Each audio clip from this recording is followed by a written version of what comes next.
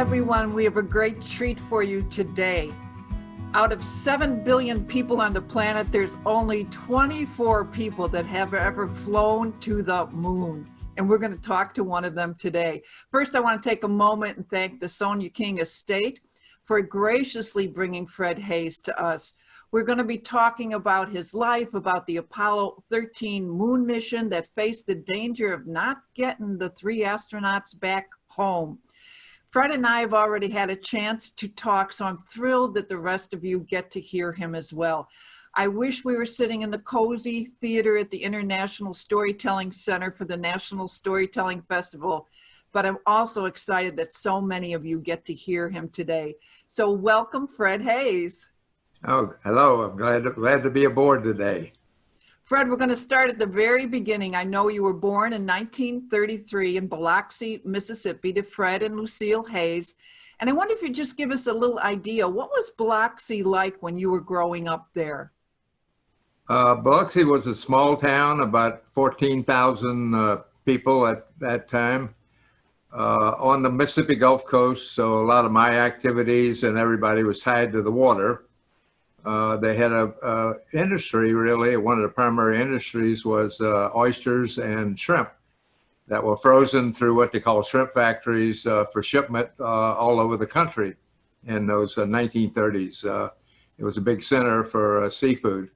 So I spent a lot of time in the water, fishing, swimming, whatever. That was kind of the main outing we had, family-wise too.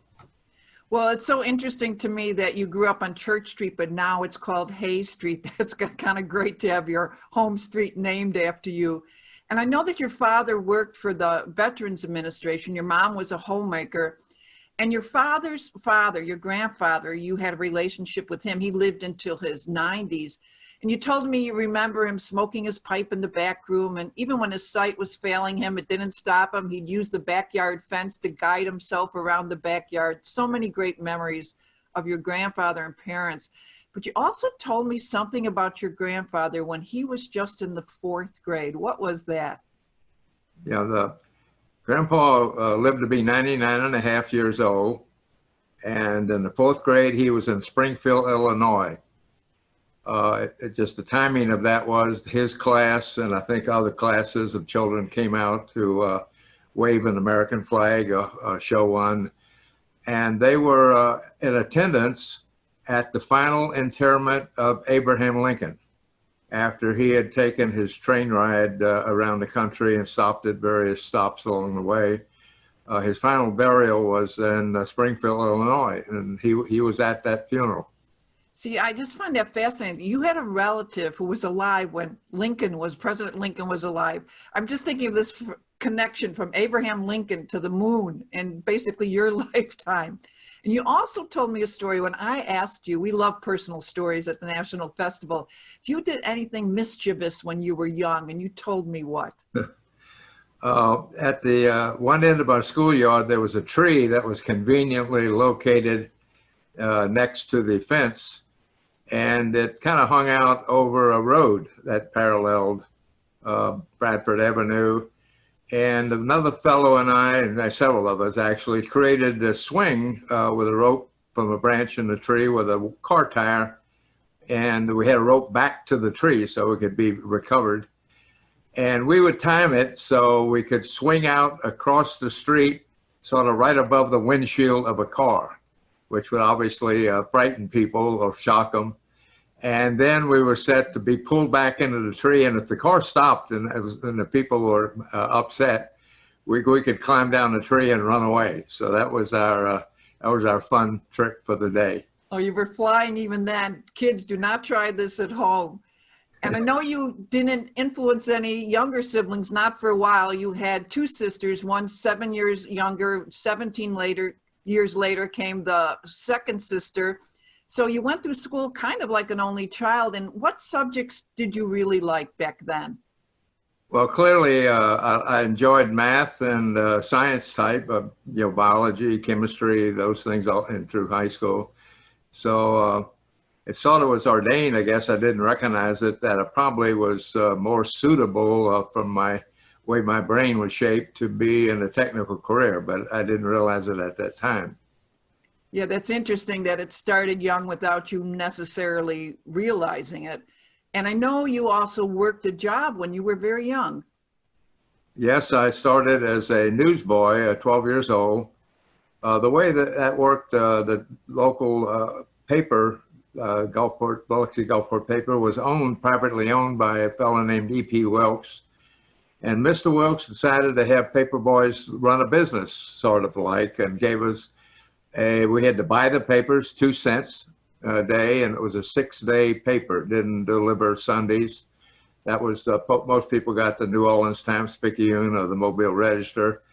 But we had to buy the papers and then charge the customers 20 cents for 6 days. So we made 8 cents on every customer. And I had a fairly large amount of customers, normally a little over 170. So that was quite a bit of money. It was roughly $17 a week at 12 years old. And I had that job up till the senior year. I became office boy. But so that was a lot of money to have in that day and age. You could get a Coca-Cola or a Pepsi for a nickel. I've normally got an RC Cola, and you get a moon pie for a nickel, and candy Hershey bar was a nickel. Yeah, So, you were in business. You were high flying for sure. Right. Yeah. And then in high school, you covered sports for the local paper. What sport did you actually play? I did not play any sports connected with the school because the newspaper was an afternoon paper, so I could not go out for practices like for football or school baseball or whatever. Even though I was pretty small, I would have probably not been a good football player.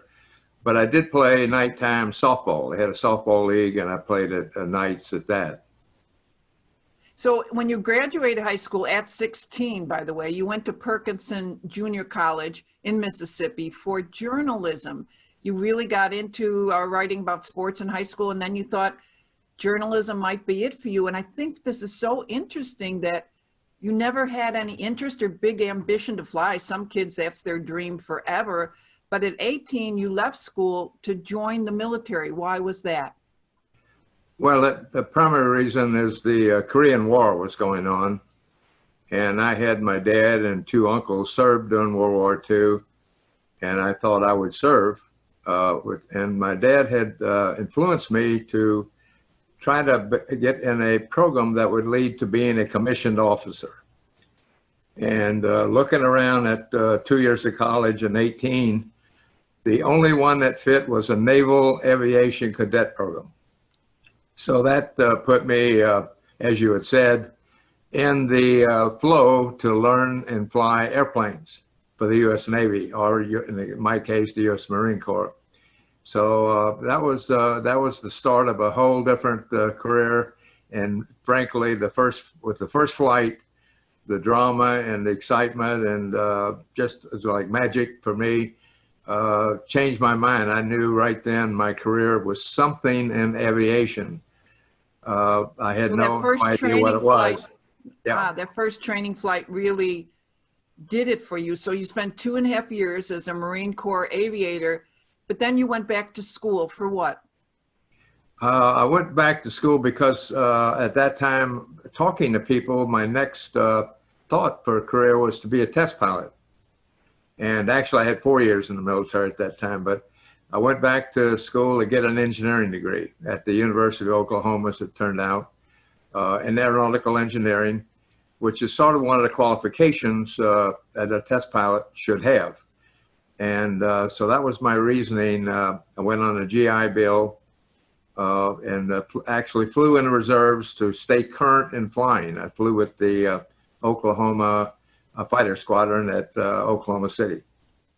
Yeah, I think this is interesting because I didn't know. I guess I think of engineering degree basically, obviously super important, but I think of a pilot flying. But as you said, you don't just test all the time. You're part of that design team. What all is involved when you're part of a design team? What are you contributing? Well, the pilot, and if you're building a whole new airplane, is intimately involved in the design of the cockpit instruments, the systems, how they function, all the switches and what's on the gauges for display, You spend a lot of time with reliability engineering, worrying about what to do if there's failures, which drives sometimes redundancy in the systems, and things that you could do to work around a failure. So long before you fly, you're working through that process, which for a new airplane, like a new fighter in a major company, might be a 4 or 5 year process before you ever get to the first flight of that machine. I imagine that must be somewhat helpful if you're going to fly something that you know down to the switches what is in that plane. That's got to be kind of a reassuring feeling. And I want to skip ahead now, though, to get you to your work with NASA, the National Aeronautics and Space Administration, because all this, during this whole time you're talking about space exploration was happening. We had the Sputnik, the Russians orbiting Earth in 1957. Then in 1959, and I totally remember this, that first pictures of the Earth and from space, that blue, beautiful orb. Then we had the Mercury, the Gemini flights that led to the Apollo missions. And you were first a test pilot for NASA for 7 years. Then in 1966, you were one of 19 pilots to join the Astronaut Corps. But I was so surprised when you told me you had some hesitation about joining NASA. Why was that? Well, what had happened, I followed Neil Armstrong. Neil started the same way I did at Lewis Research Center in Cleveland for NASA as a test pilot. And then we both went to Edwards and into the astronaut program. Neil was about 3.5 years ahead of me in that cycle. And once after he was in the astronaut program, he had come back to Flight Research Center at Edwards, now named after Neil Armstrong Flight Research Center. And he was asked what it was like to be an astronaut. And his summary was that you will sit in a lot of meetings, you'll sit for hours in a simulator, and there's not much good flying. And he was comparing it to what we were doing at NASA Flight Research Center, where we were flying, most every day, involved in several test programs at the same time. And he was correct, as I found out. So that made me think, because I was enjoying it. It was probably overall, it was the most fun time of my career. Was that time at Edwards Air Force Base, 3.5 years in aircraft test programs at that time. So I had to think hard about it. But what convinced me was the thought of getting a chance maybe to go to the moon. And I knew that would never happen, obviously, if I stayed at Edwards. So I did apply. And as you said, was accepted in 1966. In April, I joined the program. And I wondered if the risk of flying to the moon, even as much as you wanted it, was that a consideration? And then you told me, actually, compared to research pilots, that's even riskier. Tell me why that's true. Well, I say it's riskier from the sense you don't, most test programs we did, you didn't have as many people and as many people in the brains studying your test, what you're going to do on a test program, and in case of a major change to the aircraft, what all was into that. As a space program, you had thousands of people. So you had some of the best brains in the country involved that were drawn to the challenge. So there's a lot more people looking. I'll have to say there was more unknowns, obviously, in going to the moon, even what the surface of the moon might be like for the first landing, that sort of thing. So there are probably bigger unknowns, but we had a lot of work done with studies, with, I say, people involved, the right people for the design, to feel we were confident in the vehicles and what they could do. That's great to have that kind of confidence. I think that comes across in the Apollo 13 movie where you see everybody working together. And also, I'm so glad movies like Hidden Figures have come out that show women as well as men, all different colors, working together, that you had that kind of backup. Let's go to 1969 when Neil Armstrong, Michael Collins, Buzz Aldrin landed on the moon in Apollo 11. Where were you when they actually set foot on the moon? Well, when they set foot on the moon, I was in mission control. I was on the backup crew of 11. I was Buzz's backup. And it was pretty traditional for the backup crew at any critical phase in the mission, launch, the landing on the moon, or entries back at Earth, to be available in mission control in event something went wrong.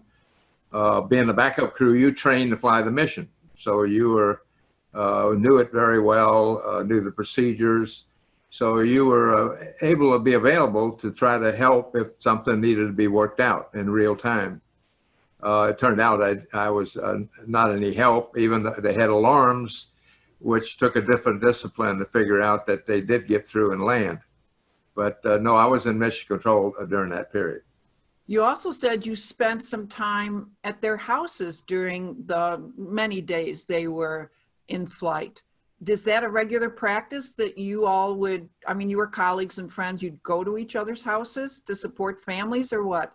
Yes, there was always someone there, other wives, other astronauts. In particular, on Apollo 11, I carried a procedure of what they were going to do on the EVA, the first time they went out on the surface. And I went to Buzz Aldrin's home. I was his backup. And I was there with that procedure in hand to talk to them or answer any questions they might have, to understand what was going on while Buzz and Neil were outside there. So in particular, I did that during the Apollo 11 mission. I love that. I think that's just such great colleagueship. And when you saw your friends walking on the moon, I mean, did you feel this strong urge? Was there part of you leaping up saying, I want to go, me next? I mean, what was it like to know this was a possibility for you too? Right. Yeah, I always wished I was there right then. Buzz didn't get sick though, so I didn't get to go. But obviously I was in the lineup, so I knew if I waited a little while, I would get my chance. That's great. Now, some historians say that some of the impetus and funding for Apollo missions came from the U.S. determination to beat the Russians to the moon. Did you feel any of that pressure as you were getting ready for these flights? Was it talked about? Were you supposed to do anything about it? No, I did not, frankly. I don't think many people did. The training cycle we were in initially was a backup on Apollo 8, which is a very hurried training cycle when we decided all at once we were going to the moon for the first time. So it was like almost immediately we went to 6 days a week training, and eventually the last month pretty much were 7 days a week. So I didn't have time, and I wasn't even looking at news, so I hardly knew what was going on in the outside world. I'm glad to hear that. I'd hate to think that you were being measured against something other than the incredible work you were doing. No, that was a situation that didn't change for 11. It was the same way. We were on training that last month about 7 days a week. Right. So let's get into Apollo 13 mission in April 1970, and of course the movie, which so many are familiar with. I've always wondered about what liftoff feels like. I mean, I get this picture like in my mind that you're shaking like crazy. There's like this heaviness, like an anvil on your chest. What does it actually feel like to lift in the huge vehicles under you, above you? What does it feel like? Well, vehicles with liquid engines, which we had all liquids and no solids, you don't feel a big push in the seat of your pants. If you were in a fighter airplane on the runway and kicked it in the afterburner, you'd get more of a kick in the pants. It moves away very slowly because the vehicle weighs over 6 million pounds at liftoff. And you have 5 engines that provide 7.5 million pounds of thrust. So there's a differential to get you going.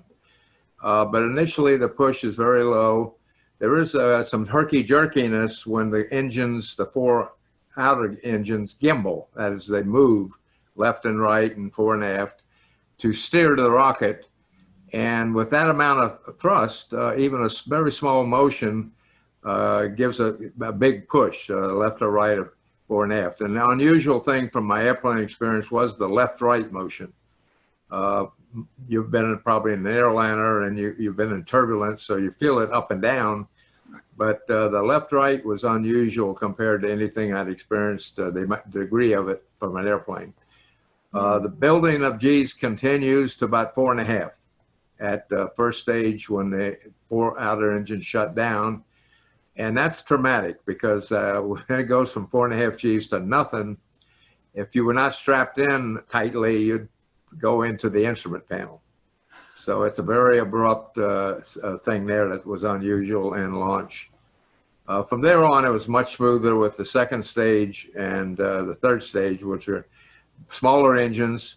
Now, we did suffer pogo on the second stage and actually had an engine shut down early, over 2 minutes early, because the pogo is a fluid dynamic instability in the feed lines, and the chamber pressure went down to a point it automatically was shut down. Kind of worried us at the time that we thought we may use too much fuel getting into orbit and lose our lunar mission, actually. That worried us a little while. So interesting, you had some fears even from the beginning that you might lose the lunar objective. Something else I always wonder about is, what does zero gravity feel like? I describe it as a euphoric, fun kind of thing to have. In the case of small machines we had, the small spacecraft, it made the interior, the volume, seem a little bigger because you could use the whole, every bit of it, floating around, putting objects and floating them around. But it was kind of fun to do, to float things and see them in the air, twirl them up and have them sitting stationary in midair, or just put something out to hand to somebody and just left it sitting in midair for them to then get. So you know, it was kind of fun to have that availability. Of course, we only had it during our coast times. Now, I remember in the movie they had little, back then we had cassette tape recorders floating around as you listened to music, just a store-bought cassette. I felt like, couldn't they have gotten you like some wonderful music system? But yes, seeing things float through the air. And one of the inaccuracies, as you know, I was like, what's accurate about the movie? One of the things, they showed you vomiting after takeoff, and you say, well, that was definitely an exaggeration. They have to put a little drama into these movies. But I do wonder what space sickness, I know a lot of people do experience it. What is that exactly, and what did you actually experience? Some people actually have not experienced it. I think John Young was immune to it, for example. No, what happened to me was, and I was warned that I should not move very fast for a while in motion. And we got into Earth orbit, and my task was to get out a lot of equipment. I had to get cameras out, TV camera, some wiring, brackets to put in the window to mount the cameras, film packs, and all of that was underneath the couch I was in. So I was down on the floor in a storage locker. So that caused me to rotate to get under there to get that stuff. And I hurried, I ignored the advice because I wanted to get it done and have more time looking out the window to look at the view, because we weren't going to be in Earth, but in Earth orbit a couple of revolutions. So I was hurrying against the advice I was given, and I started to feel that upset feeling. And I pulled out a little bag I had in my pocket, and I had a little spit up, and went to the couch and strapped in and sat still for a little while, probably 5 minutes. And it went away. And after that, I went back to work, only now I moved very, very slowly. And I never had it reoccur. Now, the other thing that may have been a factor too is when you first get into orbit, your cardiovascular system takes a little bit to get adjusted, and you end up with too much blood in your head because it doesn't recognize it no longer has gravity to fight. And so I ended up with a headache as a result of that. And that may have also influenced, didn't help the situation of the space sickness. I bet. Well, let's move to April 13th. You were traveling again with Jim Lovell and Jack Swigert, who was a backup but came on when they thought Ken had the measles, which it turned out he didn't, or was at least exposed to the measles. And Jack was told by Mission Control to stir the oxygen tanks. That's a regular procedure. And all of a sudden, Jim Lovell reports that famous line we hear to Mission Control, Houston, we have a problem, because there's this wicked shimmy and you don't know for sure, is it the instrument panel or is there a real problem? And Jim looks out and sees something venting out to space. You had been putting away equipment in the lunar module. There's the service module, the command module, the lunar module to travel on the moon.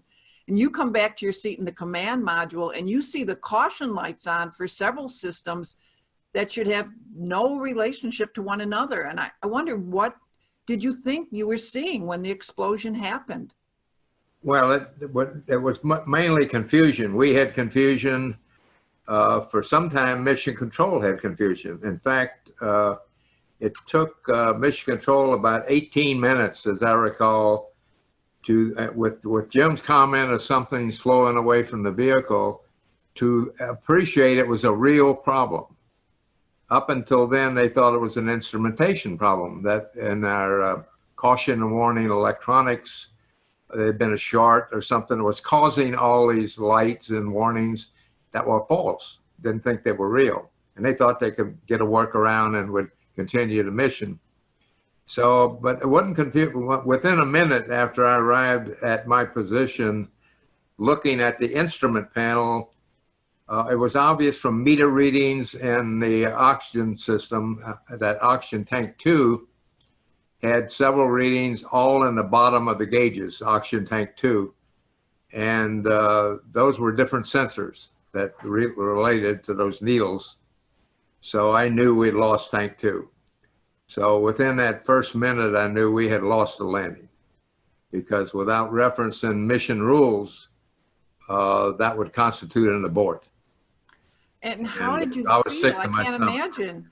Yeah, I was just sick to my stomach. I'd done all that work. Yeah. Through 2 missions before, preparing to go to the moon. And now I had my big chance and it was gone in an instant. And of course, Jim had been around several times. I mean, it was like, for all of you, it just must have been just your heart sinking. But I have to wonder if that was a little bit overshadowed by, I hope we get home. What challenges did you have to face in order to get home? Well, it was not an instant thing of a fear that way, because we thought we had oxygen tank 1. If that had stayed intact, we would have just stayed powered up fully and come home. As it turned out, it had a slow leak, which gradually went down. And we spent almost an hour with Mission Control troubleshooting and trying various things to try to stop that leak in the second oxygen tank. And of course, it came to a point where collectively they run out of ideas. And that's when Jim and I were asked, and I had actually already gone, to start powering up the landing craft. So we'd have at least 1 active vehicle, because we knew the command module would die. We'd have to turn it off, shut it down. And so we wanted to get the LEM up so it'd have communication and environmental system running, and ability to control the attitude of the vehicle, and use the LEM's rocket engines to maybe correct our path to get us home. Again, the LEM is the lunar module. So you have to move and shut down the command module where you're supposed to be and get yourself into the lunar module, and you're shutting down the power so you have the command module to come home in, but to land in, but you don't know for sure you're going to get the power back up again. I mean, that must have been a little bit frightening. Like, hope this works. I mean, the lunar module is now your lifeboat in essence. You got to leave the main ship. Right. Well, we wasn't thinking that far ahead. It was kind of like one step at a time. We first spent our time getting the landing craft, the lunar module, up and running, making sure possibly something had been damaged there. So we wanted to make sure it was fully up and running, transferring the attitude angles from the command module before it died, so we'd have good pointing accuracy. And when we got it up and knew everything was fine, then it was kind of like first path thing is to get us back on the right path. We were not on the path that would have brought us home. So that was kind of the first thing Mission Control had to get to work on. to give us a maneuver using the decent engine. The engine, we were going to land on the moon. That was our primary thrust and propulsion to change attitude and with burns, change our path to effectively, in the first burn, to get us looped around the moon to come home. Yeah, so when you're talking about changing attitude, it's really the angle that you're going at. And I have to say, I wonder about the families. And if you're thinking of the families, or it sounds like you keep your cool and you must keep your focus too. But you said that NASA put a box in each family's home so they could actually listen to mission control air to ground loop. Did you find yourself wondering about what your family was hearing and thinking? Well, I have to say I didn't think a lot about it because we had our own things dealing with, but I certainly knew that that was customary. Every mission, they put this voice box so they could hear the air to ground. And customary, I knew there would be other wives. Some other astronauts would be in the home with the wife, even under normal conditions. I mean, if there had not been anything wrong, even. So I knew there was probably a bigger crowd maybe with the wife and the family during that time. One son went off to live with a neighbor who was the head guy in the environmental system area, and actually was one of the fellows instrumental in working the later fix for the carbon dioxide. And one of my sons, was friends with his son, and he went to live with him during that time. Okay, let's talk about that carbon dioxide. You move over to the lunar module where it's cramped and cold. I mean, it was your lifeboat, but it was built for 2 men to explore the moon, not for 3 men to live and work there for the 4-day trip home. But there's a problem with the carbon dioxide emissions because the lunar module just wasn't built for that load. What issues did you face to take care of the buildup of carbon dioxide, and what was the solution? Right. The problem was the carbon dioxide supply was normally would be for 2 days. And that also depended on retrieving a spare cartridge that was on the descent stage that we'd retrieved when we went out on the moon to bring back in the cabin. So we didn't even have the spare cartridge in the craft. We did have 2 small lithium containers in our backpacks, which we had not used. But even with all of that, it could not have lasted 4 days. So they clearly had to take advantage of the different shape, unfortunately, cartridges in the mothership, the command module, and on people on the ground knowing what we had on board, the equipment and the paper, if you will, and material, fabricated on the ground this feature with a plenum around the square cartridge from the command module, and tested it in the chamber actually to see that it worked before that was then passed up to us manually by written instructions. And Jim and Jack actually fabricated that. I was off duty the way we cycled ourselves when they fabricated that to hook up to the intake hose on the limb that forced the air to be sucked through this cartridge from the mothership, where we had an abundance. We had a lot of cartridges there. So that solved the problem. It was an instant fix. That is really one of my favorite scenes in the movie, where they're making an air filter out of hoses and maps and even using the flight manual cover and a sock, but it worked. Yeah, it worked. And so there you are now, you're on your way home, but you are going around the moon. What does it look like close up?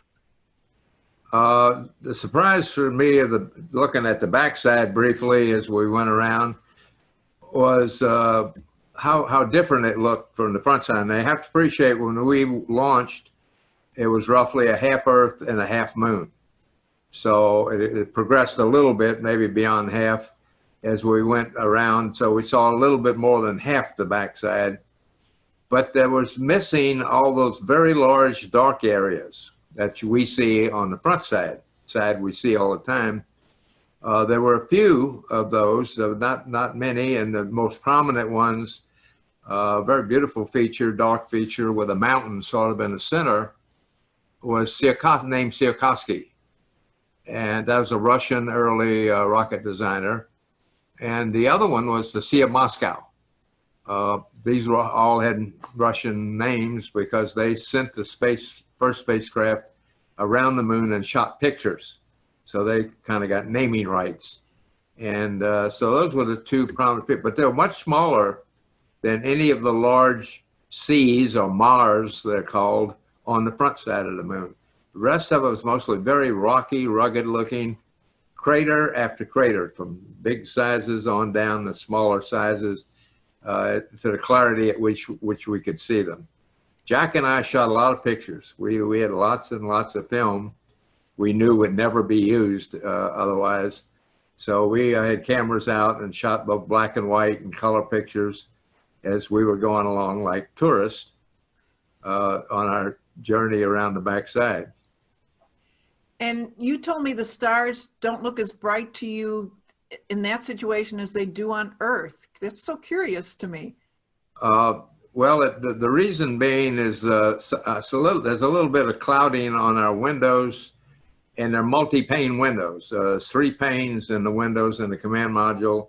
There's 2 panes in the windows in the lunar module.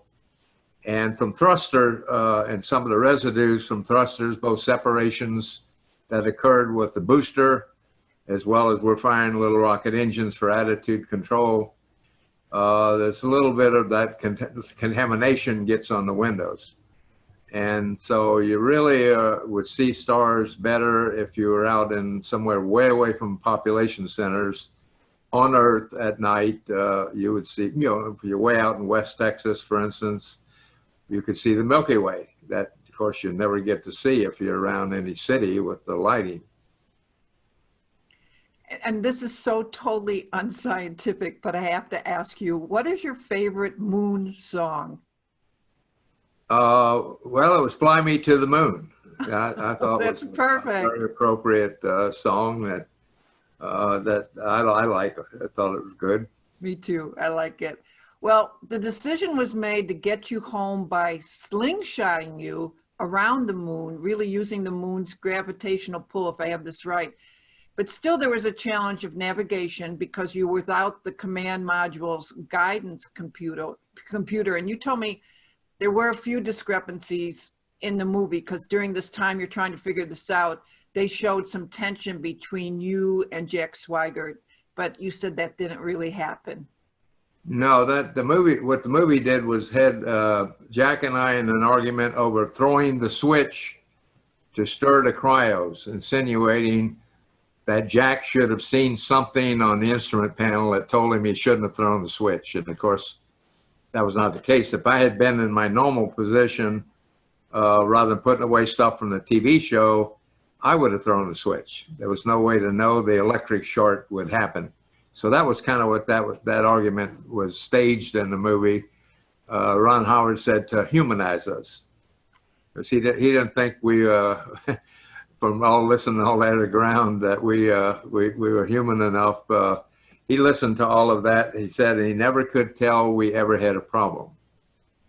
Right. You didn't actually have a problem. And the other discrepancy you said is that at one point in the movie, you're getting very cold because you're in the LEM, the lunar module, and Jack hugs you to kind of get you warmed up. That didn't happen? No, and in the movie it had Jim Lovell hugging me, but no, Jim, it did right. not happen. Probably should have, because I had developed a urinary tract infection where you have chills and fever, much like the flu, about a day and a half from entry. So I would cycle through this period of fever, and then I'd get cold. I'd be almost shaking like a dog, trying to get rid of water. If you managed to wash your dog, and not dried him thoroughly. So I was in that condition at that time. That's incredible to me that you had a kidney infection, and Ken didn't get to go because they thought he'd been exposed to measles, but you actually, you were in pain. Anyway, of course you carried on. Let's talk about reentry. In the movie, they described the Earth as a basketball, moon as a softball, and the reentry corridor as thin as a sheet of paper. If you're too shallow, you would hit the Earth's atmosphere and bounce off. If you come in too deep, you'd burn up. you had to navigate all that manually. In the movie, is this also true? You kind of use the Earth like a fixed star to fix the attitude, the angle, so you could do the manual burns and maneuvers. Right. The only thing I'll correct with your statement is we did not navigate. We had no navigation capability. The instructions we were given to do the burn, what direction to point, how long the burn should be in seconds, that was done based on computations done by Mission Control. In fact, all maneuvers were. Incidentally, the first two things we did, three of them actually, the first burn to get us on the right path, to go around the moon, another major burn, the longest one we did using a decent engine, after we passed the moon by 2 hours, and the first mid-course we did with the decent engine. All those, the first two at least, were done completely automated because we had a guidance computer on board the LEM, and so those were automated burns. The last two mid-courses we did do manually with Jim, as you said, looking out at the Earth, using a gun sight like thing in the front window, a COAS it was called, to sight on the cusp of the Earth, and then he would pitch up very slowly while I was looking through a periscope called the AOT in the LEM. And when I saw the sun come into view at 60 degrees up in that view, I would tell Jim to stop. And he froze the attitude at that point. And that's the attitude we used to make those maneuvers manually, just engine on off.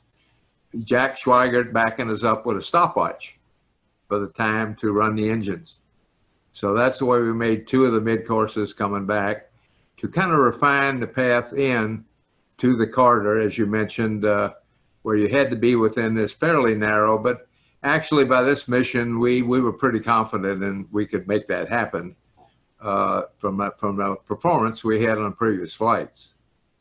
You know, you keep talking about confidence. All these scary things are happening, but we have confidence. That's great. Then you had to go and fire up that command module, which had been frozen for 4 days. You told me some of the tanks were still frozen when they recovered your module. Someone referred to it as driving. I'm sorry, go ahead. I was going to say that was a scary, probably the scariest and the worriest time for me of the flight, because just 2.5 hours before we were going to hit the Earth's atmosphere, 25,000 miles an hour, we were asked to start the power up of the command module, which had been turned off for 4 days, never meant to ever be turned off. Jack Schweigert and I were doing that activation with this checklist that was on a multitude of pages. We had no blank paper. So we had to use backs and fronts of checklists, which Jack copied and carefully anointed the page numbers of this lengthy procedure. And we got in that vehicle and looked at each other. We're sitting in this fairly dark vehicle, looked, there's water covering everything. Jack got out towels. We could wipe the instrument panel off to even see the instruments. It was water collected. And it was cold, obviously. The water tanks had frozen in that vehicle. They were still found frozen after entry when it was recovered on board the aircraft carrier. So anyway, we now got to crank up this machine that better work in 2.5 hours because we're going to hit the air. So we started to power up. First step was to push in a bunch of circuit breakers. Jack all at once got this idea with all that water. He said, why don't we, at my count, we just push in 6 breakers at a time and see if we smell wiring burning from electric shorts. And that way we could pull those breakers back out and kind of now go one at a time on each side and figure out which was the culprit. So that's the way we went through the initial activation, pushing in all these circuit breakers, and that went through okay. So the power up continued as planned by the checklist, and there were no glitches in that procedure they had built, and they had to build it. There was no procedure existing to power up the vehicle in flight, because it never was supposed to be powered up in flight. So it was interesting. It was a perfect procedure that people on the ground had worked. Other astronauts tested it in simulators. So it was perfect. And miraculously, this command module came to life. We got a attitude set, a star check, I think, and a horizon check. And the entry performance was such that we had the second most accurate splashdown of the program. Is it kind of like another minor miracle within the bigger story? That really is a miracle with all the things that were going on. And when you come in, this whole re-entry process, of course, it's very dramatic for us to look because it just looks like the module's on fire. And somebody described it as going over Niagara Falls in a barrel that's on fire. But of course, you said it's not at all like a barrel because you have a lot of control, even though you're at 25,000 miles per hour. But do you look out the window? Do you see all that fire? Fortunately, I could. Jack and Jim were busy monitoring the path and how the controls were working. In my right seat, I really had, unless something went wrong, I had nothing to do. And so looking out the window, you're looking backwards. So you're looking behind you, and you can see the heat shield at work, and the path of material sometimes passing by from the heat shield, but a fiery glow. Actually, initially, when you first hit the air, though, it's not before you bite in, it's a kind of a white glow. Because you're going at that speed, you're actually ionizing some of the first particles you hit in the air. So I've described that short period as kind of like being inside of a neon light bulb. Everything sort of lit up whitish, and then it bites into the air as it gets thicker, and you get this red trail, a bright red trail behind the spacecraft. And I could see when the guidance system was rotating the vehicle in roll of a little swirl pattern in the trail, which as you got further into the entry turned more to an orangish color. And eventually, just about the time you're ready to get the drogue chutes out, it would be like a little white smoke trail. So that, then they popped out. And of course, the biggie was at 10,000 feet awaiting the main chutes, 3 of them to get out. And of course, we were lucky. All 3 chutes deployed, and for the splashdown. Yeah, I think it was in the movie or something I read where they said, is this going to be the worst NASA disaster or the finest hour? And it certainly turned out to be a finest hour. But all the questions that were coming up, is the trajectory off? Are the thrusters frozen? Is the guidance system functioning? Again, Right. Could that heat shield have been cracked in the explosion? How will they withstand the inferno of reentry? The parachutes could be 3 blocks of ice. Oh yeah, and then there's a typhoon coming into the area. Were you worried at all about the reentry and the landing? No, just that the systems worked as advertised, like, at the cold or whatever had not affected the parachute system, the drogues or the mains, that kind of a thing. We knew right when we powered up the command module that it was going to work. As we powered up, you saw how the systems functioned.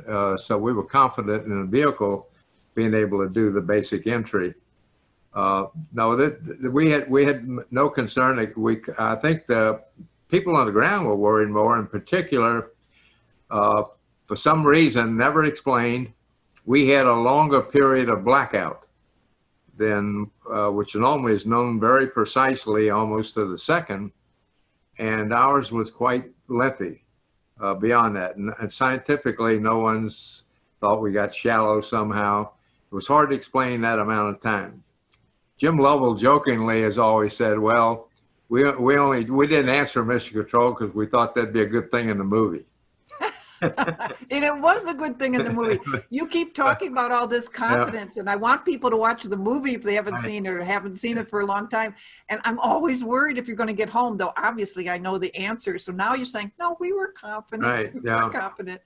And when you came to the splashdown, you were, in 45 minutes, they had you. After all this, you told me something that you were involved in something after Apollo 13 that was the highlight of your career. It is hard for me to imagine that anything could be more of a highlight. But what happened after Apollo 13 that you were so excited about? Well, I worked through a brief trip to the Harvard Business School, program management development, because long range, I was interested in getting into program management. If I couldn't fly someday, I hope maybe to be involved in building the next things. So I came back and went into the Orbiter project office. And for 4 years, I was involved more in the program management role for the design development of the Orbiter spacecraft for Space Shuttle. At the end of that period, I was fortunate enough to be named to be the commander of Crew 1 of 2 crews that would get to fly the vehicle the first time. So my crew was with Gordon Fullerton, an Air Force colonel, and the second crew was Joe Engle, who had flown the X-15 aircraft back in Edwards days, and Dick Truly. And so we were the 2 crews that got to fly 8 flights on Enterprise on top of the 747 aircraft to be air launched. And I got to fly 5 of the 8 test flights.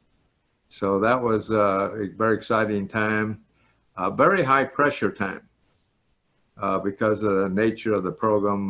The program did not have quite the same national, congressional, administrative, call it solid support we had in the Apollo program through that first landing. And obviously it was a very different flight experience getting launched off a 747. Anything else that stands out besides the support and whatever that it felt different? It was, I don't know, just what was it like to be flying that way instead of being shot up to the moon? Well, the overall program, I would say, was back to an aircraft test program. Enterprise, of course, had none of the propulsion systems of the orbital birds. We didn't have the RCS, reaction control system, or the main propulsion engines. They were sort of dummied up for the tail cone off flights. And so it's back to more testing the vehicle in subsonic flight. We didn't get supersonic in this period. And mainly testing the flight control. And one of the tough challenges was the primary flight control was devised to operate with 4 computers in unison that check and balance on each other. And we had difficulty getting that system to work. And 1 single computer for a backup that we made into kind of a get on the ground, simpler system. And so that was one of the, probably a big challenge. Another challenge and interest in the flying thing was to validate the wind tunnel subsonic aerodynamics of the vehicle, which you can only do by flying the machine. So that was the 2 things, call it the bigger things of importance of that program. It was kind of a challenge and a concern for me as we approached the first time we were going to fly, because we had changed presidents. The program was started under President Nixon, so it kind of had sort of his label of this is Nixon's program. And that January, before we started flying, President Jimmy Carter had come into office. There was never a great deal of expression in the lead up through the presidential debates about space. So it really wasn't clear how these parties felt. And certainly the new president, Jimmy Carter, as he came into office. So we worried about that a lot. Secondly, NASA, we had trouble with the tile system. And NASA had announced a significant slip in the launch schedule of Columbia for the first orbital flight in that same time frame. So that put us, we felt, in kind of a little shaky programmatic situation as we approached this first flight of Enterprise without a backup vehicle. We had a backup vehicle starting the program, but we canceled it to save money because the program, again, was not underfunded in the early years. So we approached this flight, and that was the biggest thing on my mind, was that the flight be successful, or we would maybe lose the shuttle program right there. I was not worried about my safety, Gordo's, because we were sitting in ejection seats. I was really worried safety-wise about the crew in the 747, because the first time we would see how the flight control system worked was when we separated. There's no way to test it till then. And if we'd somehow gone completely out of control and hit the 747 to damage it significantly, the crew in the 747, 4 of them were on board. Fitz Fulton, Tom McMurtry, Skip Parton, and Guidry. They had a tunnel to go out the bottom side, but I seriously doubt they could have got out. So I was more worried about their safety than ours. The crew on the ground were worried about this programmatic aspect, though, because when Gordo and I got ready to go aboard that day, right beside the ladder you climb up, coming in the lower hatch to get up into the ejection seats, was a picture of Polaroid figures wearing our blue flight suits, a helmet on, with the visor down, and the mask, sort of oxygen mask, sort of dangling, so you couldn't tell who they were. And the sign, they're sitting on huge sweepers that sweep city streets. And the sign beside there said, "If you follow this up, this is your next job."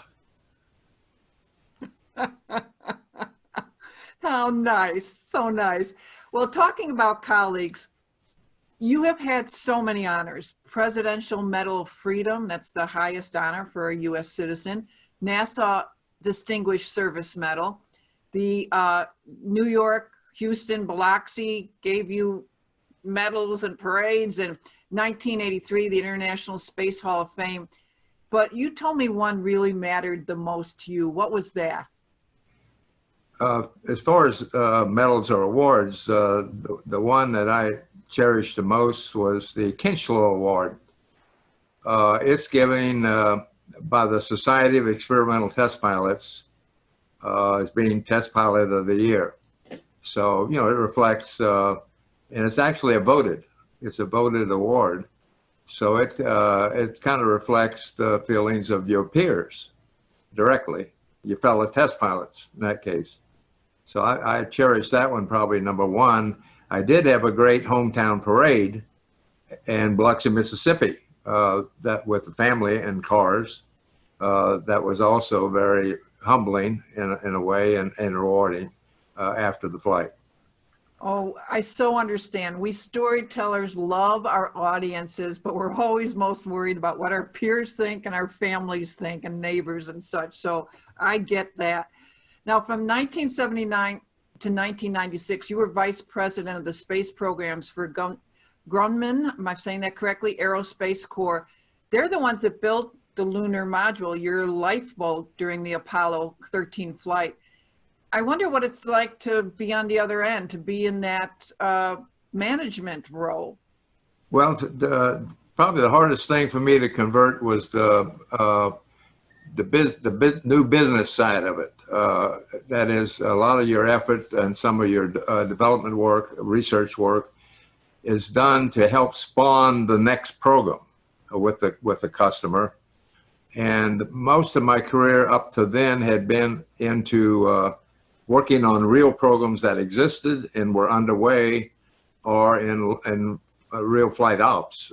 So that was kind of the little bit of learning I had to do when I took on that job and running space programs at Grumman. We eventually did get some work directly for Space Shuttle. In fact, Grumman had a contract to Rockwell to manufacture the wings for the Space Shuttle. We built the manipulator foot restraint, a little thing that's set on the end of the RMS arm. People have seen many pictures of an astronaut perched on the end of the arm doing some work on a satellite feature. And we're headed to prominently have a part in a major satellite program. I really branched off after 3 years to start a company in service business for Grumman. that they had not been in up to that point. And that was a business that involved work in engineering services, the software work, a lot of base support for the military at military bases. I had aircraft maintenance type contracts. And when Northrop and Grumman merged in 1994, I inherited a second service company they had. So I ended up running two of them, although management-wise, I put them together with one headquarters to operate the two businesses, and they were in very similar work. So it was actually a nice marriage in that respect.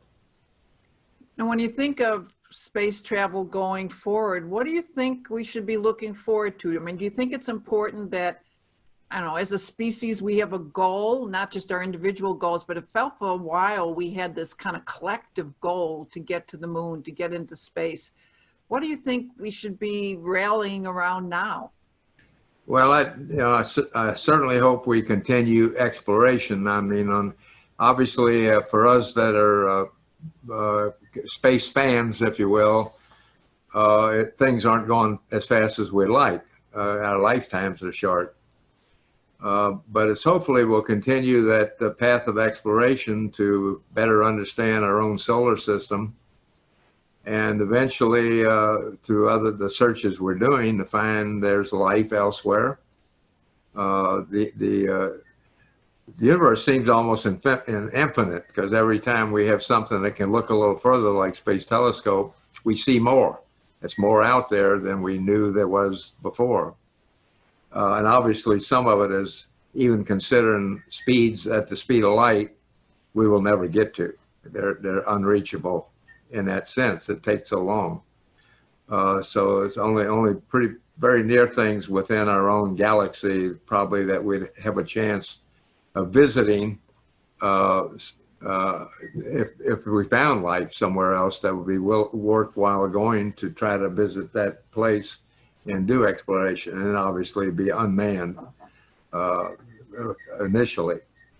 So I hope we continue. Philosophically, we're unique. We're unique as creatures on Earth that have evolved to this point that have the ability to do it. Nothing else has ever been here on Earth that has the intelligence and capability to put some of their resources in that direction, to continue to understand this universe the Creator has set us up in, with this almost like oasis called Earth. That's just a perfect place for us to live and habitate at. And so I think philosophically we ought to look further at what the Creator has evolved and try to understand it better.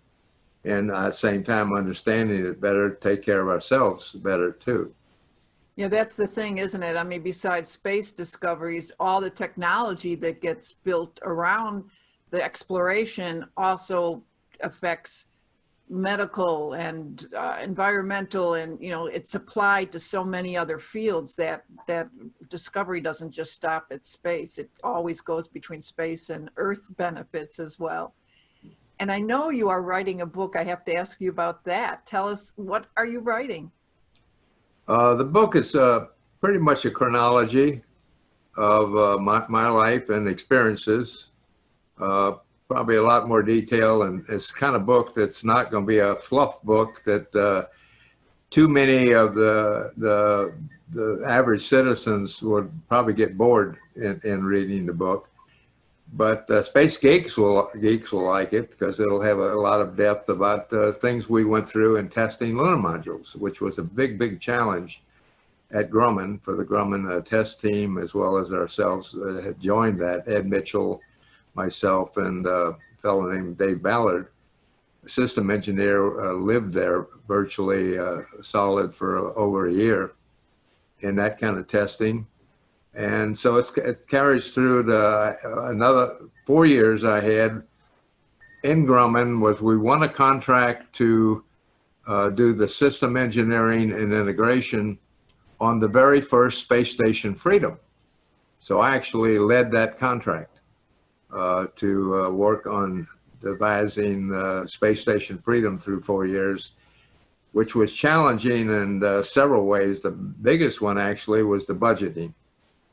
It was not adequately supported, and there was a fight every year with Congress to trying to continue the program and make some headway. So that was a very difficult time on that particular project. Not driven so much by the technology, but the support that we lacked in trying to get the job done. Always comes down to money and politics, doesn't it? You told me one of your chapters you want to call My Time in Purgatory, when you had to go to committee trying to find funding. Right. And I know to this day you are an advocate for science education, and you're on the board of the Infinity Science Center. And we'll talk about that because I'm sure some folks have questions about what you are up to today. This has been so wonderful, but we want to open it up to our fans of the National Storytelling Festival who I know have questions and comments for you. But let me just end this portion by saying, Fred, thank you so much. I learned so much talking to you. It was just a pleasure to meet the actual person. I was thrilled telling everybody I was going to talk to you. And let us say goodbye to this portion, but now we're going to open it up for live questions and comments. Thank you, Fred. Thank you.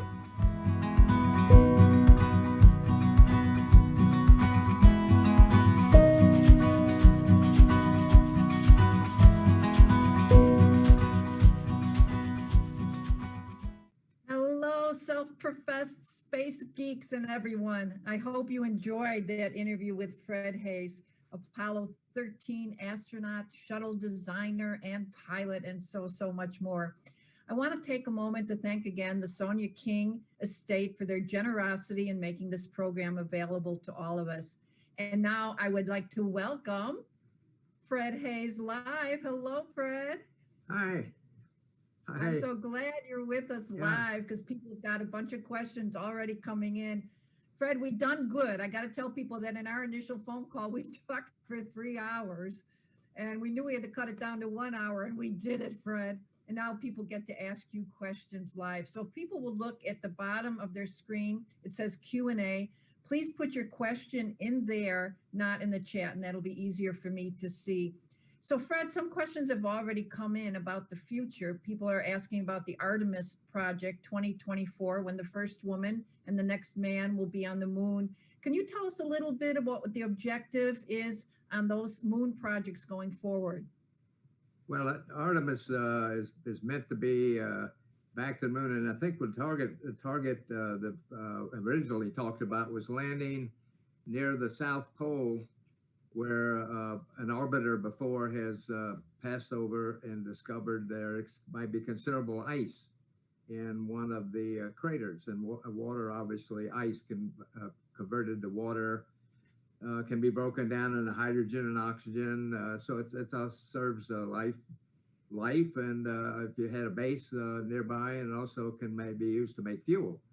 If you sometime in the future you wanted to have a launching base from the moon.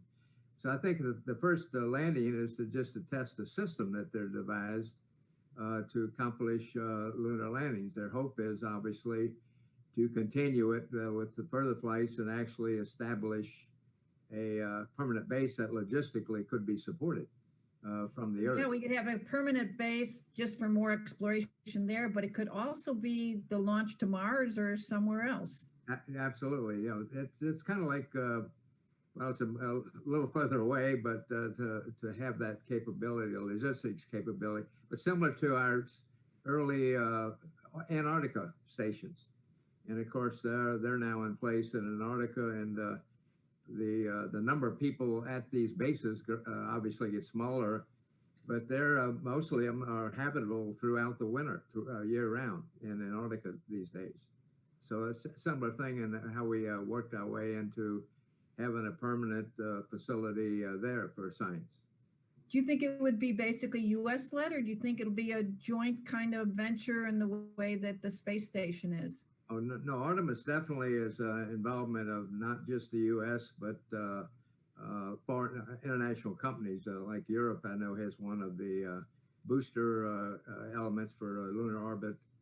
So yes, it's not just the United States. Oh, I got a lot of questions still coming in about your Apollo 13 mission. Are you sad you didn't? We talked about that. Not able to. Did you want to go back and try again? Would you go back now if you could? Who said you couldn't go back? People are worried about you, Fred. No, I'm too old now. The training is very hard for any of those kind of missions, and I'm beyond that part of my life. Certainly, I would have liked to have gone back. I was scheduled through a following mission cycle as the backup commander to Apollo 16. And at the time I was assigned, we had so-called on the books, at least, the plans to fly Apollos 18 and 19. And with the 3-mission cycle, that would have had me commanding Apollo 19. And the crew I had assigned initially was Bill Pogue and Jerry Carr, who obviously after the 18 and 19 got canceled when we were about 4 months in training, Deke Slayton moved them off to Skylab. They had not had a flight, and that was a way to get them a seat and get them a chance to have a flight. Okay, and some folks are wondering about the private sector getting involved now in future space exploration. Do you see that as a good thing? Do you think it's helped renew public interest? I see it as a good thing, certainly like SpaceX, because they have a system now that clearly they can do it for less cost, and as long as it's providing the performance needed, there's no reason. NASA's overall big picture goal is exploration. So certainly the kind of mission of hoisting parts of things to orbit or beyond is as a truck, if you will, is not clearly under exploration. I think NASA's goal is to carry the scientific experiments, carry the people that will do the science, and the kind of craft that will support exploration.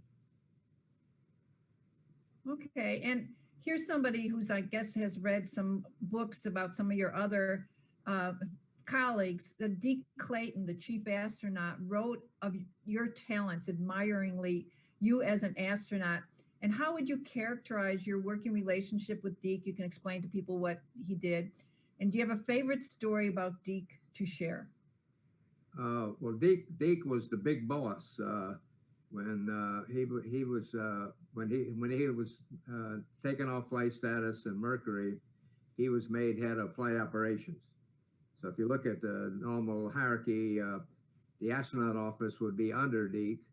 And at the time, my day, Al Shepard was head of the astronaut office.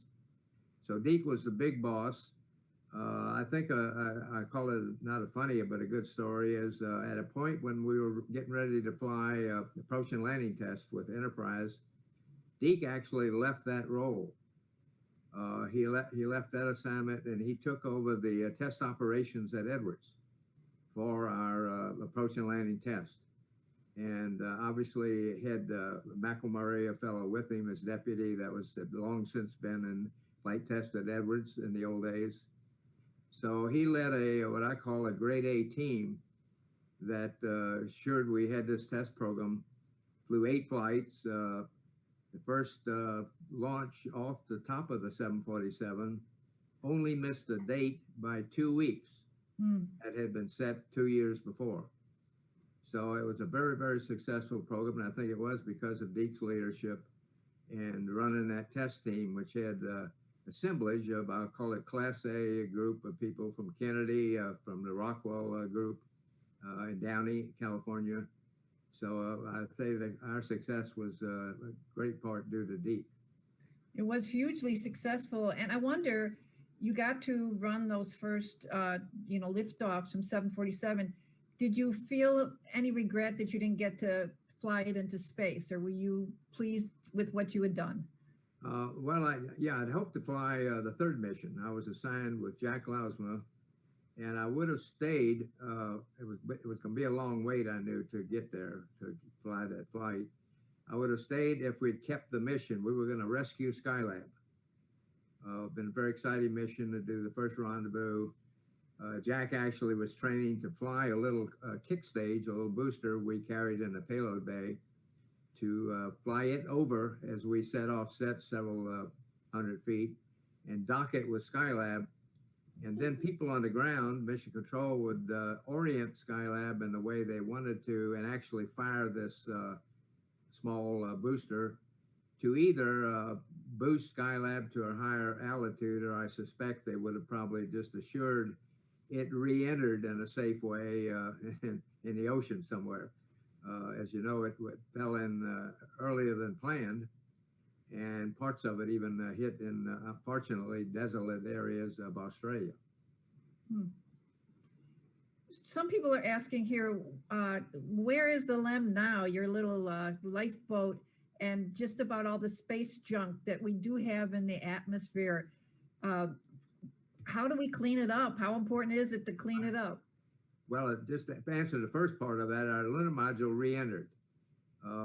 It's a fairly fragile vehicle, doesn't have a heat shield, was not meant to re-enter.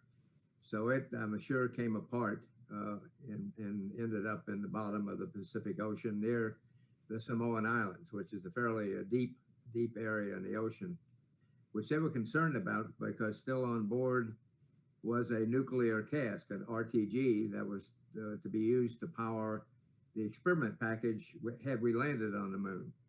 And the AEC wanted to assure it got put down in a fairly deep part of the Pacific Ocean, which is where it ended up. The other debris, of course, is a consideration. You hear about occasionally the ISS space station has to be using, I think the last time they used the Russian propulsion system to reorient its position, because there was some object, I don't know what it was, that was going to come within a mile of the space station. So they had to change its orbit some slight to make sure they had safe assurance. Now, most of the objects, at least of a certain size, I don't know how big, is tracked by the Air Force in Cheyenne Mountain in Colorado. So they keep track of all these objects that are up there, at least of a certain size, to preclude this, like, for instance, that kind of a collision with the space station. There have been studies where people would go up and scavenge, if you will, and clean up the spare objects. But a lot of the objects are not single objects. They're parts of booster vehicles that were left on orbit, and their seals decayed, and eventually their propellants, their fluids got together, and they actually exploded. And so they created a lot of shrapnel. So a lot of components up there are from that source. And of course, at lower altitude, I think SpaceX is putting up a large number of things for a communication capability. Right. We leave our tracks wherever we go, that's for sure. Yeah. Somebody here is asking, and I don't know if this is like a kind of false dichotomy. We talked a little bit about exploration in space translates to medical advances, environmental advances, but somebody here is saying, do you think it's important to first save our Earth from climate change rather than spending money and time exploring space? How do you look at that? Well, eventually we will. It's a question of when all the parties on Earth are willing to step out. See, right now we talk about it a lot, and nobody's really signed up, I'll call it. And it's got to be a global. It's got to be a global sign up, because everybody, particularly the big countries like China and the U.S. and Russia and parts of Europe, are probably the biggest contributors.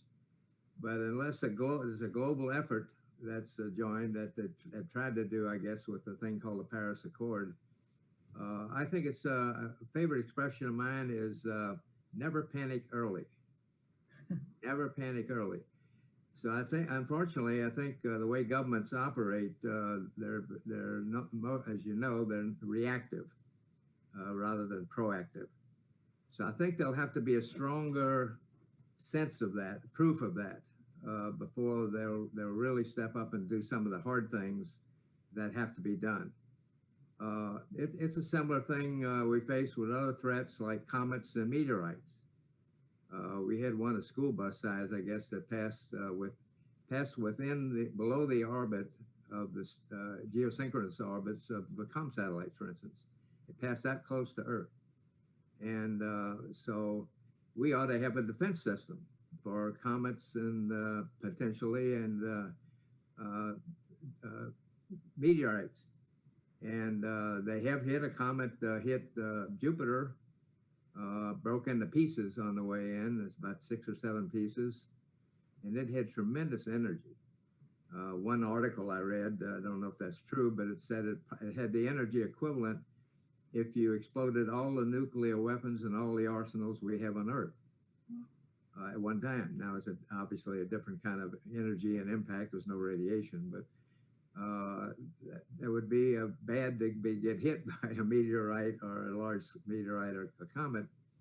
And we ought to have a defense system because we could change their path. We have had satellites that have rendezvoused with both meteorites and comets, taken pictures. One I know landed on a meteorite. So it's possible, but again, it's one of those never panic early. So I'm not sure what'll have to happen before it wakes us up to that we ought to have this ready defense system. I have to say, your lack of panic every time I asked you a question about Apollo 13, whether just now or in our much longer conversation, you were like, no, it was okay. There were all these great minds, and you were so trained to keep your focus and not panic. There's somebody here who's wondering about that, again, might be a false dichotomy, man versus machine. How do you see the robotic exploration of space? Obviously, you were manned craft.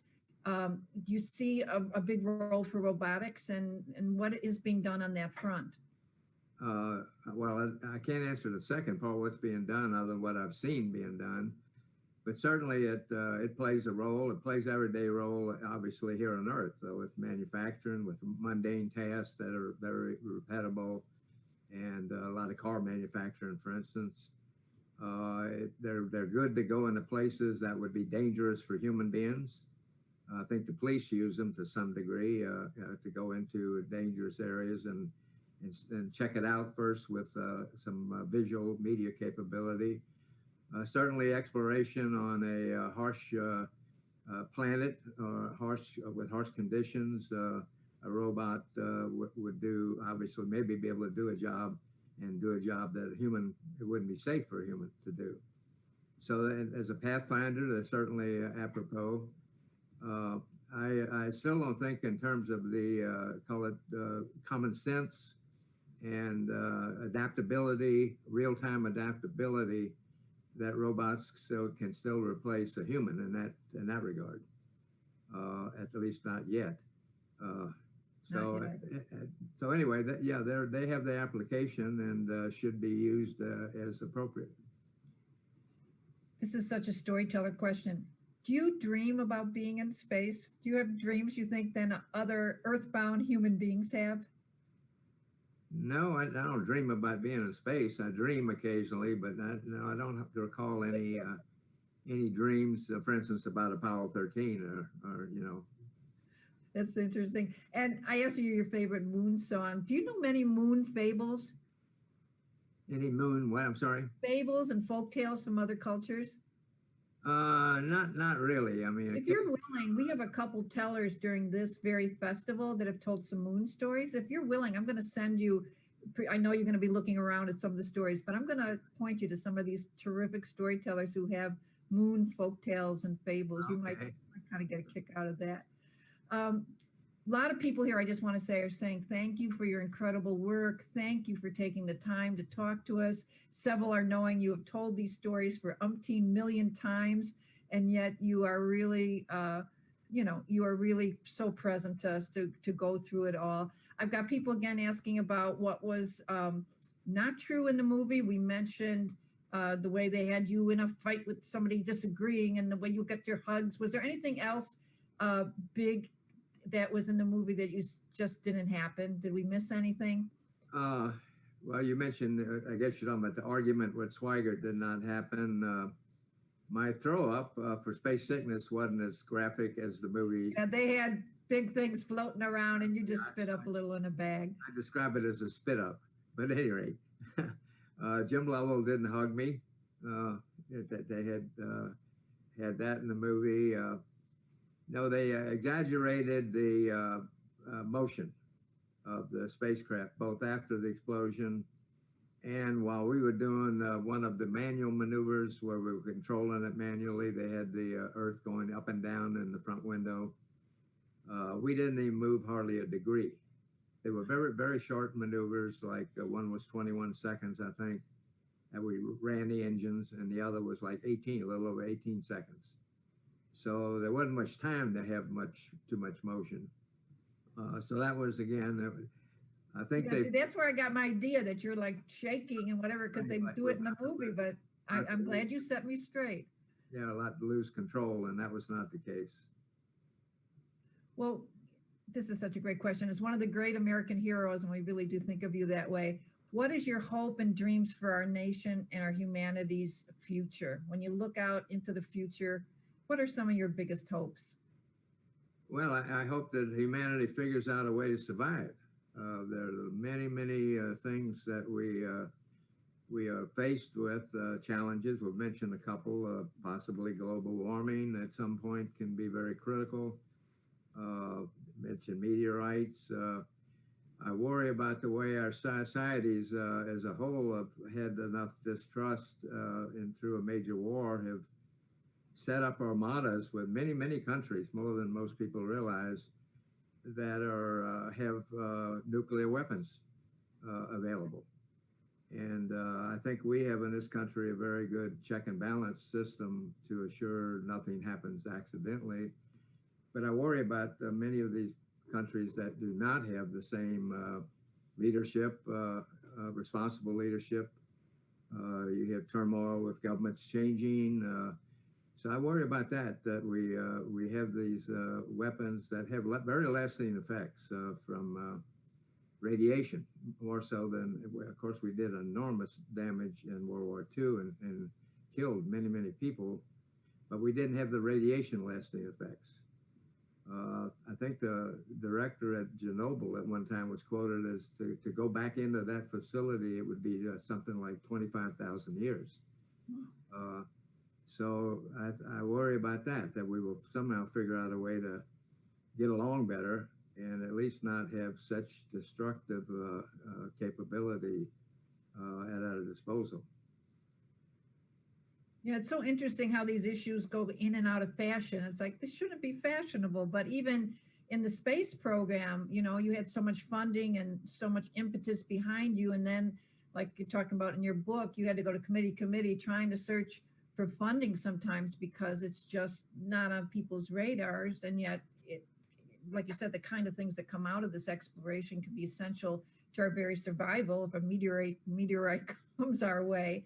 Right. So it must be frustrating sometimes that you know how important this is, and yet you have to go looking for funding or to get seen as important. Where do you think we are now in terms of people's just enthusiasm and support of the space program? Well, I find it everywhere people are still interested. Young people particularly, they enjoy great school projects that are involved about space. We have, with the museums, certainly one I'm most involved with, Infinity, but other museums have children's programs, and a lot of those are centered on space, because you can't talk about space without talking about the exploration benefits, about the technology. STEM fits well with STEM education. That's going to be critical. All the challenges we've already talked about involve technology and also will involve the right people that have ended up in that field. They will be the ones to meet that challenge. If there be a goal for this defense system, for instance, for meteorites or comets, it'll be smart people that will have to work that project. So you need those kind of people, and I've seen in the museums they have artifacts. We have lectures, programs that hopefully trigger someone that has that side of the brain to end up being in a scientific or an engineering field. So what do you think? We have people that are fearing, even resisting math and science right now. In the 50s, we had a big push for math and science. There's certainly big push for getting young women into the field. At the same time, there's resistance to it. What do you make of that? Well, I think it's the experience that people have had, what they've witnessed, to really find out the talent they have. See, a lot of people, I think, we're all blessed with talent, and I've had workers, many that I thought really did not figure that out, what talent they really had, and could better adapt and use that talent to better their careers, to find a more enjoyable life from the production and accomplishments they may have done that they failed to do because they didn't recognize what they had been benefited with. So I think it's important to, when young children I talk to, I just say, pay attention to what you're getting in school and what seems like fun or enjoyable, versus what maybe seems like a lot of hard work or a little boring, and to help steer you to the kind of side talent you have that will play best with a career path that best fits that talent. Wow, and there's so many incredible teachers that make science and math fun, and now so many wonderful homeschooling parents that are making it fun. So we know they're doing the yeoman's job. Tell us a little bit about your work with the Infinity Science Center. I know you're a big supporter of science museums. Well, it was really came about because of 9/11. When that happened, there obviously were very stringent security new rules put on all government facilities. The NASA facility at Center Space Center had a small museum on their site, but all at once the front gates were not shut, but it made it very difficult to get people out to the museum. So that's what triggered the idea that we ought to have something outside the gates of Center Space Center. And I joined a not-for-profit well over 15 years now ago to really raise the money to build it. We raised $40 million to get it built and equipped to where it is today, with fully exhibits in several galleries. One gallery is obviously about space. The upstairs gallery tell a NASA story and space in general.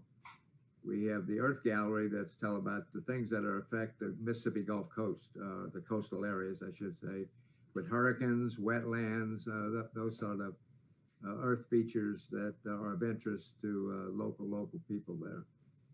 So, but it was again my thought and my interest in joining was the benefit I saw to children and children programs on school field trips. We have special children program, Homeschool Monday. We have special Saturday programs for rocket shoots or various things like that, or studying certain occupations, firemen, policemen, etc. And I think it's a real benefit to children that I say kind of end up going there on this program, and it's kind of sneaky because they have fun and enjoy it, but yet they're learning something. That's right. We sneak in the back door with fun, and then they're learning so much. Thank you for all your work around that, Fred. You could so rest on your laurels, but you just keep on going. I'm so sorry that we're starting to run out of time. Some people are asking when your book is coming out. Do you have a date yet, or are you just chugging along on it? No, we're right now in kind of the final reviews, and with Bill Moore, who's a co-author, if you will, on this book. And so I figure we'll be lucky to be there by the end of the year. We'll look forward to it. That'll be a paradise for a lot of folks that care about space in that kind of detailed way that you're going to approach it. I also want to let people know that the International Storytelling Center has a collection of moon and space stories. The ISC International Storytelling Center has been doing work with NASA for quite a while, so that might be something you want to look up. I want to remind people that this interview with Fred is going to be up here for a week. And if you just signed in for this program, you might want to get that 3-day pass, but then you can go back and look at all the interviews, all of the stories for a whole week. And there's so many great stories. I think you'll want to do it. Again, I want to thank Sonia King Estate. They made such a generous move to let us have this program. And at the end of each of these storytellings, when you see those sponsors come up, take a moment, if you would, to read. And if you have any opportunity to thank the people, they really make this happen. So we are so thankful.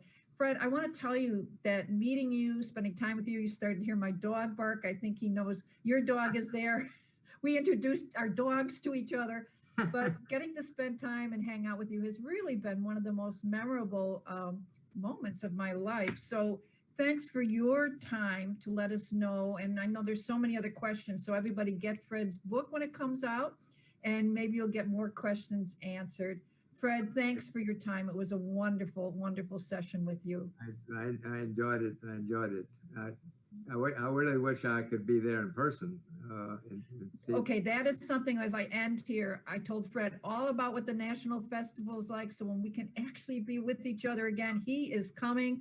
And Fred, we've got each other's contact information. You let me know. I'm going to escort you. I will do anything that you will have the best time being at the International Storytelling Center's National Festival. We will love to have you there. Thank you, everybody. Bye now. Bye-bye.